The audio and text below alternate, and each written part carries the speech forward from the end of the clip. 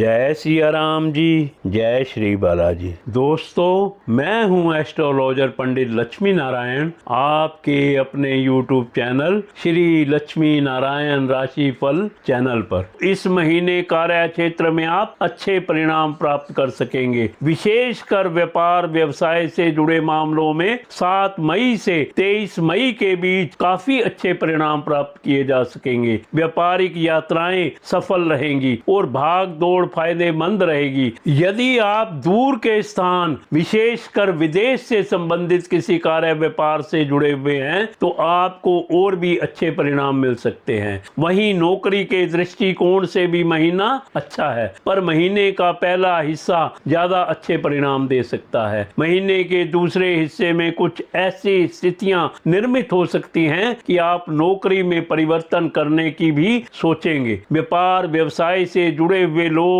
ज्यादा अच्छे परिणाम प्राप्त कर सकते हैं। इस महीने आपके लाभ भाव के स्वामी शुक्र उच्च अवस्था में अपने से लाभ भाव यानी भाग्य भाव में रहने वाले हैं। लाभ के दृष्टिकोण से इस स्थिति को अच्छा कहा जाएगा। महीने के पहले हिस्से में बृहस्पति का गोचर लाभ भाव को पूरी तरह से मजबूती देता रहेगा। यह भी लाभ करवाने के लिए अनुकूल स्थिति कही जाएगी। महीने के दूसरे हिस्से में बृहस्पति लाभ के मामले में सपोर्ट नहीं करेंगे, लेकिन तब तक सूर्य का गोचर लाभ के मामले में सपोर्ट करना शुरू कर देगा। आप जिस लेवल की मेहनत करेंगे लगभग उस लेवल के परिणाम आपको मिल जाने चाहिए। शनि की तीसरी दृष्टि लाभ भाव पर लगातार बनी रहने के कारण उपलब्धियों में कुछ धीमापन देखने को मिल सकता है। धन स्थान के स्वामी सूर्य की स्थिति भी इस महीने काफी अच्छी रहने वाली है। महीने के पहले हिस्से में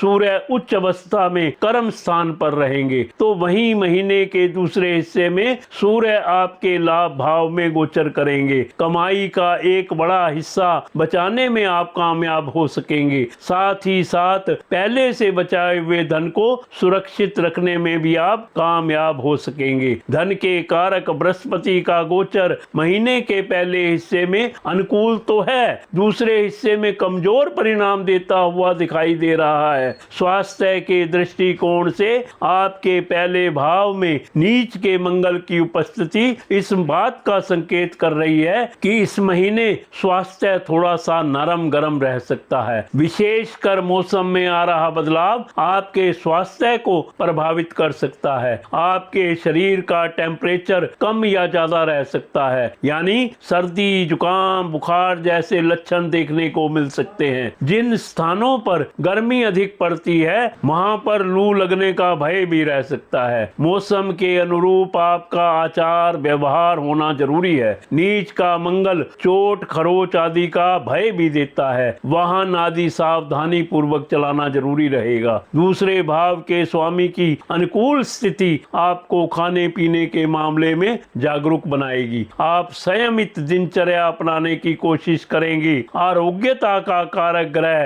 सूर्य भी महीने के पहले हिस्से में उच्च का रहेगा, तो वहीं दूसरे हिस्से में लाभ भाव में रहेगा। यह भी आपको आरोग्यता देने का वादा कर रहा है। यानी इस महीने जहां मंगल स्वास्थ्य में कमजोरी देने का संकेत कर रहा है, तो वहीं बाकी के ग्रह ज्यादातर समय अनुकूल परिणाम देना चाह रहे हैं। स्वास्थ्य थोड़ा सा कमजोर होकर जल्दी से रिकवर हो जाना चाहिए। आपके प्रेम संबंध की बात की जाए तो आपके पंचम भाव के स्वामी मंगल ग्रह नीच अवस्था में रहने वाले हैं। यह अनुकूल स्थिति नहीं कही जाएगी, लेकिन पंचम भाव पर महीने के पहले हिस्से में बृहस्पति की दृष्टि रहेगी, जो एक अच्छी स्थिति है। वहीं प्रेम का कारक शुक्र इस महीने उच्च अवस्था में रहेंगे। यह भी अनुकूल स्थिति है। महीने के दूसरे हिस्से में आर्गुमेंट्स अधिक देखने को मिल सकते हैं। यदि एक दूसरे की कही हुई बातें पसंद नहीं आ रही हैं तो कोशिश करें कि इस महीने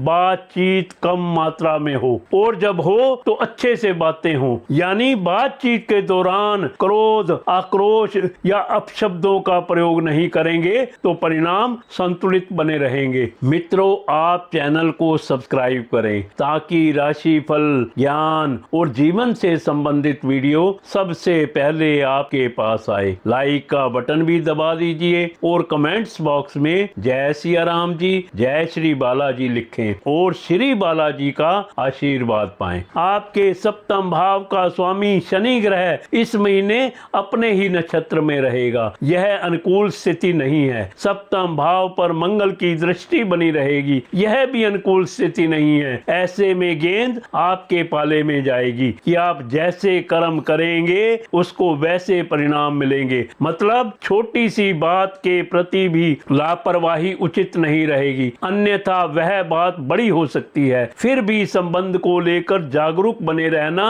और मेंटेन करने के लिए कुछ कंप्रोमाइज करना भी जरूरी रहेगा। घर परिवार के लोगों के बीच भीतर एक दूसरे के प्रति केयर करने की भावनाएं मजबूत होंगी। लोग एक दूसरे का सहयोग करेंगे। परिवार के सम्मान पर आंच ना आने पाए, इस बात को लेकर परिवार का लगभग हर सदस्य जागरूक रहेगा और इस मामले में अनुकूल प्रयत्न करते हुए भी देखा जा सकेगा। चतुर्थ भाव का स्वामी शुक्र इस महीने उच्च अवस्था में रहेगा, जबकि शुक्र पर महीने के पहले हिस्से में शनि और राहु जैसे ग्रहों के प्रभाव के चलते छोटे मोटे कुछ व्यवधान देखने को मिल सकते हैं। लेकिन घर गृहस्थी से जुड़े हर मामले के लिए इस महीने को काफी हद तक अनुकूल कहा जा सकता है। अब मैं बड़े ही आसान से कुछ उपाय बता रहा हूं, जिसे करके आप ग्रहों को प्रसन्न कर सकते हैं। पीपल के वृक्ष की जड़ में तेल का दीपक जला दें, फिर वापस घर आ जाएं एवं पीछे मुड़कर ना देखें, धन लाभ होगा। साथियों, अगर आप कुंडली दिखाना चाहते हैं या मुझसे बात करना चाहते हैं तो आपके फोन स्क्रीन पर नंबर दिए गए हैं, आप मुझसे संपर्क कर सकते हैं। साथियों, आप वीडियो को अपने मित्रों और सगे संबंधियों के साथ जरूर शेयर करें। इसके साथ ही मैं अपनी वाणी को विराम देता हूं। कल फिर मिलेंगे